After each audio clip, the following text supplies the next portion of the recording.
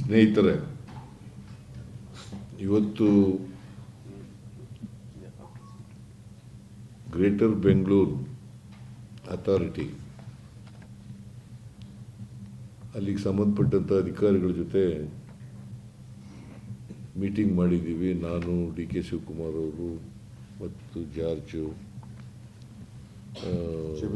ಬೈತಿ ಸುರೇಶು, ಜಮೀರ್ ಅಹಮದ್ ಖಾನ್, ಆಮೇಲೆ ನಮ್ಮ political secretary Nazeer Ahmed, chief secretary, finance ಇಲಾಖೆಯವರು, ಮತ್ತು ACS ಅರ್ಬನ್ ಡೆವಲಪ್ಮೆಂಟು ಅವ್ರ ಜೊತೆ ಎಲ್ಲ ಮೀಟಿಂಗ್ ಮಾಡಿದ್ದೀವಿ. ಮೀಟಿಂಗ್ ಮಾಡಿ 5 ಕಾರ್ಪೊರೇಷನ್ ಕಮಿಷನರ್ಸ್ ಅವ್ರಿಗೆ ವಾರ್ನಿಂಗ್ ಕೊಟ್ಟಿದ್ದೀವಿ. ಅವರು ನಾನು 1 ತಿಂಗಳು ಗಡುವು ಅಂತ ಹೇಳಿದ್ದೆ, ಅವರು ಅಕ್ಟೋಬರ್ ಒಳಗಡೆ ಮಾಡಿ ಮುಗಿಸ್ತೀವಿ, ಎಲ್ಲರೂ ಕೂಡ ಮೋಟಾರಬಲ್ ರೋಡ್ ಮಾಡ್ತೀವಿ ಅಂತ ಹೇಳಿದ್ದಾರೆ. ಈಗಾಗಲೇ ಸುಮಾರು 1500 ಪಾರ್ಟೋಲ್ಸ್ಗಳನ್ನು ಗುರುತು ಮಾಡಿದ್ದಾರೆ.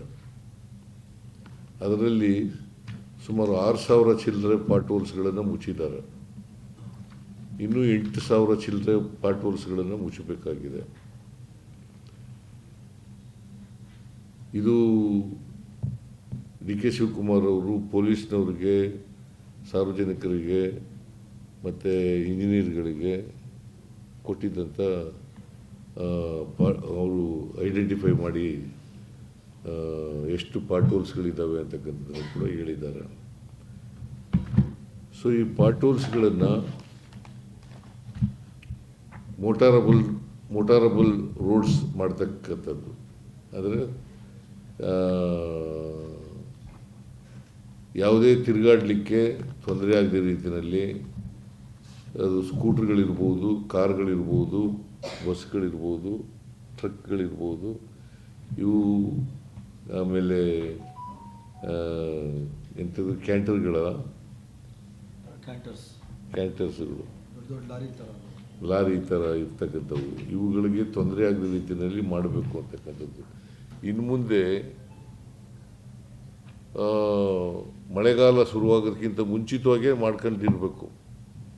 ಈ ಮಳೆಗಾಲ ಬಂದಾಗ ಗುಂಡಿಗಳು ಮುಚ್ಚೋದಲ್ಲ, ಮಳೆಗಾಲ ಬರೋದಕ್ಕಿಂತ ಮುಂಚಿತವಾಗಿಯೇ ಮಾಡ್ಕೋಬೇಕು ಅಂತೇಳಿ ಮಾಡಿದ್ದೀವಿ. ಮತ್ತು ಚೀಫ್ ಇಂಜಿನಿಯರ್ಗಳು ಯಾರ್ಯಾರು ಇದ್ದಾರೆ, ಆ ಚೀಫ್ ಇಂಜಿನಿಯರ್ಗಳು ಜವಾಬ್ದಾರರು ಅಂತಕ್ಕಂಥ ಮಾತುಗಳನ್ನು ಹೇಳಿದ್ದೀನಿ. ನೀವು ರಸ್ತೆಗಳು ಗುಂಡಿ ಬಿದ್ದರೆ ಅದು ಮುಚ್ಚದೇ ಹೋದರೆ ಚೀಫ್ ಇಂಜಿನಿಯರ್ಗಳು ಜವಾಬ್ದಾರರು ಅಂತಕ್ಕಂಥ ಮಾತುಗಳನ್ನು ಹೇಳಿದ್ದೀನಿ. ಜೊತೆಗೆ ಸಮನ್ವಯ ಇಲ್ಲ. ಈಗ BWSSB,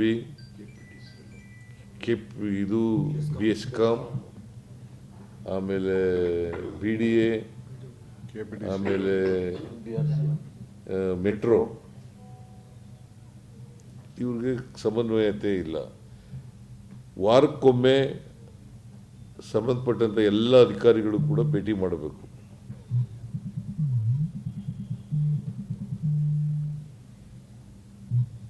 ಆ ಸಮನ್ವಯತೆಯನ್ನು ತರಲಿಕ್ಕೆ ಎಲ್ಲ ಪ್ರಯತ್ನಗಳನ್ನು ಕೂಡ ಮಾಡಬೇಕು.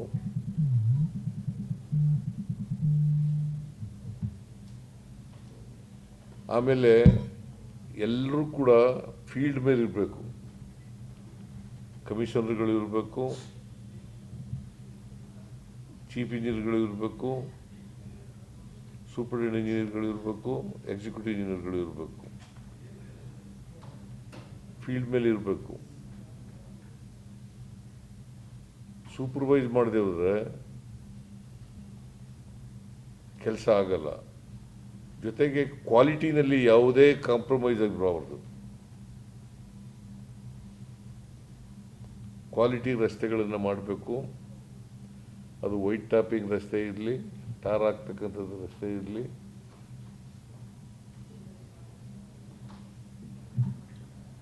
ಗುಂಡಿ ಮುಚ್ಚತಕ್ಕಂಥ ಕೆಲಸ ಇರಲಿ, ಮತ್ತು ವೈಜ್ಞಾನಿಕವಾಗಿ ಗುಂಡಿಗಳನ್ನು ಮುಚ್ಚತಕ್ಕಂಥ ಕೆಲಸ ಆಗಬೇಕು. ಇಲ್ಲದೆ ಹೋದರೆ ಧೂಳು ಜಾಸ್ತಿ ಆಗ್ತದೆ. ಮತ್ತು ಗುಂಡಿಗಳು ವೈಜ್ಞಾನಿಕವಾಗಿ ಮುಚ್ಚದೇ ಹೋದರೆ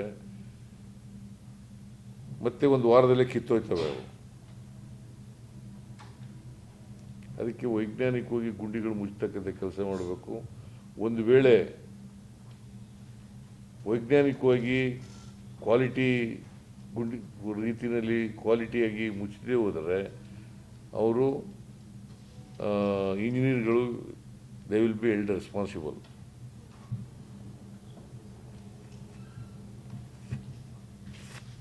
So far as money is concerned, ಕೂಡಲೇ ಫೈನಾನ್ಸ್ ಡಿಪಾರ್ಟ್ಮೆಂಟ್ನಿಂದ 750 ಕೋಟಿ ರೂಪಾಯಿನ ಬಿಡುಗಡೆ ಮಾಡಬೇಕು ಅಂತ ಹೇಳಿದ್ದೀನಿ.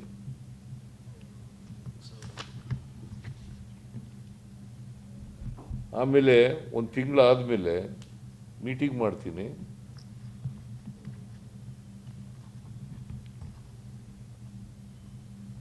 ಮೀಟಿಂಗ್ ಮಾಡಿ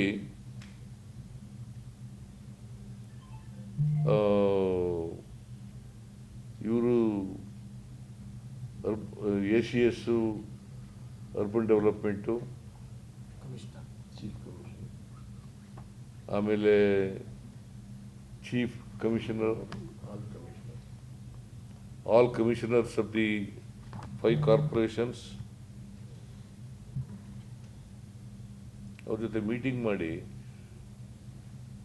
ಅಲ್ಲಿ ಏನು ಹಣ ಬೇಕಾಗ್ತದೆ ಅದ್ರ ಬಗ್ಗೆ ನಾನು ಚರ್ಚೆ ಮಾಡಿ ತೀರ್ಮಾನ ಮಾಡ್ತಕ್ಕಂಥ ಕೆಲಸವನ್ನು ಮಾಡ್ತೇನೆ. ಎಸ್ಟಿಮೇಟ್ಸ್ ತಗೊಂಬ ಅಂತ ಹೇಳಿದ್ರು. ಎಸ್ಟಿಮೇಟ್ಸ್ ತಗೊಂಬರ್ರಿ ಅಂತ ಹೇಳಿದ್ರು. ಆಮೇಲೆ ಅದಕ್ಕೆ ಎಸ್ಟಿಮೇಷನ್ನು ಎಲ್ಲ ತಗೊಬರ್ರಿ ಅಂತ ಹೇಳಿದ್ದೀನಿ ಅವತ್ತಿಗೆ. ಆಮೇಲೆ ನಾನು ಇನ್ನು 15 ದಿನ ಆದ ತಕ್ಷಣ ಒಂದು ಮೀಟಿಂಗ್ ಮಾಡ್ತೀನಿ. ಎಷ್ಟು ಪ್ರೋಗ್ರೆಸ್ ಆಗಿದೆ, ಎಷ್ಟು ಕ್ವಾಲಿಟಿ ರಸ್ತೆಗಳಾಗಿದ್ದಾವೆ, ಮೋಟಾರಬಲ್ ರಸ್ತೆ, ಮತ್ತು ಗುಂಡಿಗಳು ಯಾವ ರೀತಿ ಮುಚ್ಚಿದ್ದಾರೆ, ಎಷ್ಟು ಗುಂಡಿಗಳು ಮುಚ್ಚಿದ್ದಾರೆ, ಇನ್ನೂ ಎಷ್ಟು ಗುಂಡಿಗಳಿದ್ದಾವೆ. ಒಂದು ತಿಂಗಳಲ್ಲಿ 2 ಮೀಟಿಂಗ್ಗಳು ಮಾಡ್ತೀನಿ.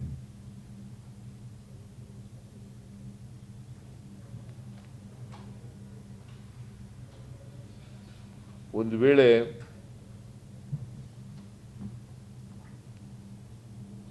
ಸೈಂಟಿಫಿಕ್ ಆಗಿ ಗುಂಡಿ ಮುಚ್ಚದೆ ಹೋದರೆ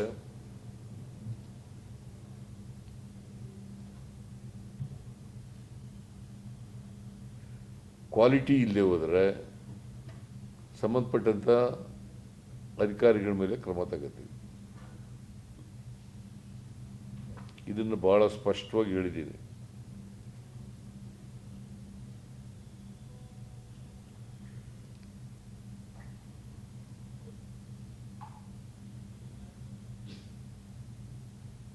ಇಷ್ಟು ಇವತ್ತು ಚರ್ಚೆಯಲ್ಲಿ ಅಧಿಕಾರಿಗಳಿಗೆ ಸೂಚನೆ ಕೊಟ್ಟಿದ್ದೇನೆ, ಖಡಕ್ಕಾಗಿ ಸೂಚನೆ ಕೊಟ್ಟಿದ್ದೇನೆ.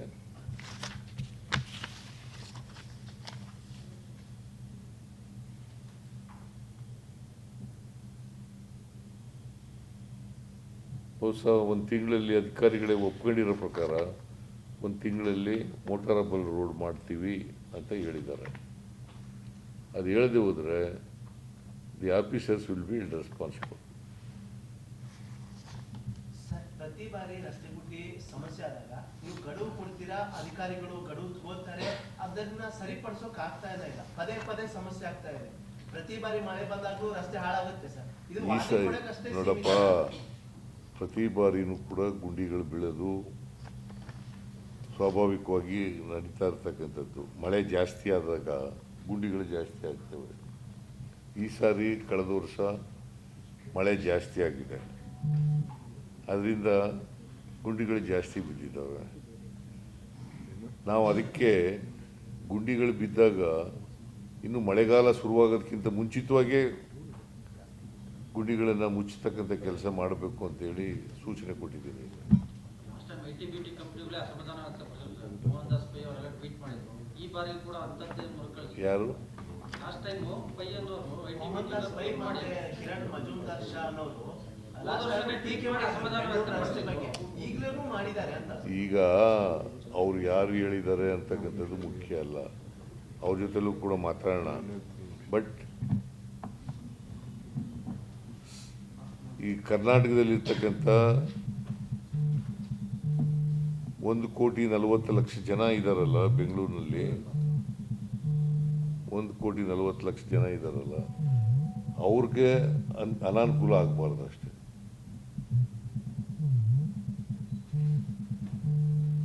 ಸರ್ ಇದೇ ರಸ್ತೆ ಗುಂಡಿ ಬಳಕೆ ವಿಪಕ್ಷ ಟೀಕೆ ಮಾಡ್ತೇವೆ ಸರ್. ಪದೇ ಪದೇ ರಸ್ತೆ ಗುಂಡಿ ವಿಚಾರವಾಗಿ ನಿಮ್ಮನ್ನ ಪದೇ ಪದೇ ಟೀಕೆ ಮಾಡ್ತಾರೆ. ಇದ್ರ ಬಗ್ಗೆ ಅವ್ರಿಗೆ ಏನ್ ಹೇಳ್ತೀರಾ ಸರ್? ಅವರಿಗೆ ಅವ್ರ ಸರ್ಕಾರ ಇದ್ದಾಗ್ಲೂ ರಸ್ತೆ ಗುಂಡಿ ಸಮಸ್ಯೆ ಆಗ್ತಿತ್ತು, ಈಗಲೂ ಪ್ರತಿ ಬಾರಿ ಮಳೆ ಬಂದಾಗ ಅದೇ ಸಮಸ್ಯೆ ಆಗುತ್ತೆ. ಅದಕ್ಕೆ ಶಾಶ್ವತ ಪರಿಹಾರ ಇಲ್ವಾ ಅಂತ ಸರ್? ಅದಕ್ಕೆಪ್ಪ ಶಾಶ್ವತ ಪರಿಹಾರ ಅಂತಂದರೆ ಈಗ ಇರ್ತಕ್ಕಂಥ ರಸ್ತೆಗಳನ್ನು ಸುಸ್ಥಿತಿನಲ್ಲಿ ಇಡಲಿಕ್ಕೆ ಮೊದಲೇ ಕ್ರಮ ತಗೊಳ್ಳೋದು ಶಾಶ್ವತ ಪರಿಹಾರ. ಈಗ ನೋಡಪ್ಪ, ಈಗಾಗಲೇ ಈಗ 1,700 ಕೋಟಿ BJP ಅವರಿಗೆ they have no moral right. ಕೋರ್ಟ್ನವರೆಲ್ಲ ಉಗ್ತಿದ್ದಾರೆ ಅವರಿಗೆ, ಗುಡ್ಡಿ ಮುಚ್ಚಿಲ್ಲ. ಅವಾಗ ಈಗ ಅವರು BJP ಅವರು ಹೇಳ್ತಾರೆ ಅಂತಲ್ಲ,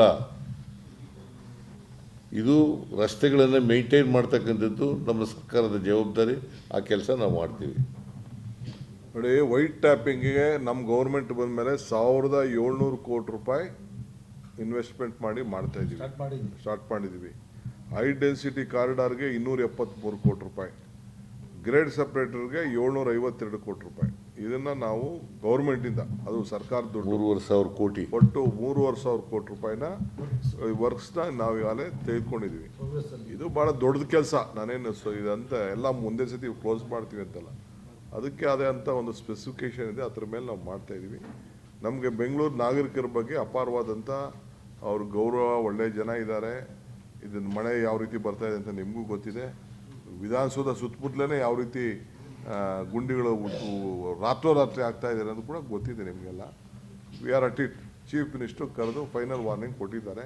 ನಾನು ಅದಕ್ಕೆ ಮೀಟಿಂಗ್ ಮಾಡಿದ ನಾನು ಅವರೆಲ್ಲ ಅಫಿಷಿಯಲಾಗಿ ಕಮಿಟ್ ಆಗಲಿ ಅಂತೇಳಿ ನಾನು ಅವತ್ತು ಪ್ರೆಸ್ ಕಾನ್ಫರೆನ್ಸ್ ಮಾಡಿಲ್ಲ. ಸರ್, ಈ ಬೆಂಗಳೂರು ಸಮಸ್ಯೆ ಆದ್ರೆ ಬೆಂಗಳೂರು ಹೊರತಾಗಿ ಹೊರ ಜಿಲ್ಲೆಗಳಲ್ಲೂ ರಸ್ತೆ ಸಮಸ್ಯೆ ಇದೆ, ರಸ್ತೆ ಸಮಸ್ಯೆ ಇದೆ, ಅಲ್ಲೂ ಪರಿಹಾರ ಆಗುತ್ತೆ ಸರ್? ಅಲ್ಲೂ ಮಾಡ್ತೀವಿ. ಕೊಟ್ಟಿದ್ದೀವಿ, ಅಲ್ಲೂ 55 ಕೋಟಿ ಕೊಟ್ಟಿದ್ದೀವಿ.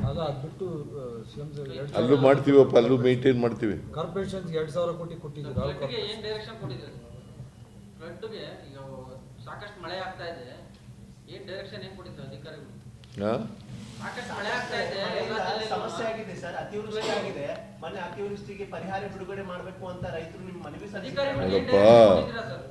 ನಾವು ಜಂಟಿ ಸರ್ವೆ ಮಾಡ್ತಾ ಇದ್ದೀವಿ, ಅವರಿಗೆ ಟೈಮ್ ಕೊಟ್ಟಿದ್ದೀವಿ. ಕೆಲವು ಜಿಲ್ಲೆಗಳಲ್ಲಿ ಈಗಾಗಲೇ ಕೆಲಸ ಪೂರ್ಣ ಆಗಿದೆ, ಕೆಲವು ಜಿಲ್ಲೆಗಳಲ್ಲಿ ಮಳೆ ಬೀಳ್ತಾ ಇರೋದ್ರಿಂದ ಜಂಟಿ ಸರ್ವೆ ಮಾಡೋಕ್ಕಾಗಿಲ್ಲ. ಮಳೆ ಕಡಿಮೆ ಆದ ತಕ್ಷಣ ಜಂಟಿ ಸರ್ವೆ ಮಾಡಿ ರಿಪೋರ್ಟ್ ಕೊಡ್ತಾರೆ. ರಿಪೋರ್ಟ್ ಕೊಟ್ಟ ತಕ್ಷಣ ಪರಿಹಾರ ಕೊಡ್ತೀವಿ. ಸರ್, ಇನ್ನೊಂದು ಆಳಂದ ವಿಚಾರವಾಗಿ SIT ರಚನೆ ಮಾಡಿದ್ದೀರಿ, ಅದ್ರ ಬಗ್ಗೆ ಏನು ಹೇಳಿ? SIT ರಚನೆ ಮಾಡಿದ್ರೆ ಆಳಂದ ಕ್ಷೇತ್ರ ಮತಗಳ್ಳ ಸಂಬಂಧಪಟ್ಟಂತೆ SIT ರಚನೆ ಆಗಿದೆ. ಆಳಂದದ ಬಗ್ಗೆ ರಾಹುಲ್ ಗಾಂಧಿಯವರು ಮಾಡಿರ್ತಕ್ಕಂಥ ಆರೋಪಗಳಿದೆಯಲ್ಲ, ಅವು ಸತ್ಯವಾದಂಥ ಆರೋಪಗಳು.